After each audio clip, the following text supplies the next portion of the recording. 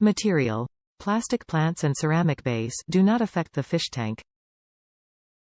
Vibrant colors. Invigorate aquarium decor with vibrantly colored artificial plants. Add a bold splash of color to brighten your aquarium landscape. Lifelike water plant ornament give you feelings of aquatic plants with water flowing. Low maintenance. Plastic artificial plants don't need specialized lighting. They won't die, grow too large, or become tattered and unattractive. They don't need any pruning, and will stay beautiful season after season. Natural environment. Once it's in the tank you can't even tell it's made of plastic.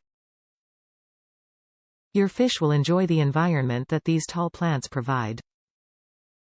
They can swim and hide through the leaves. Top reviews from the United States. Best aquarium plants I have found.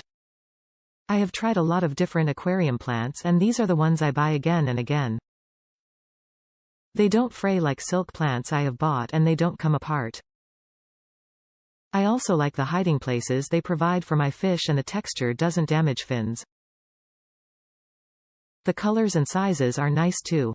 The tank in the photos is a 29-gallon but I use the smaller plants in my 10-gallon tanks. Not all of the plants visible are QUMY.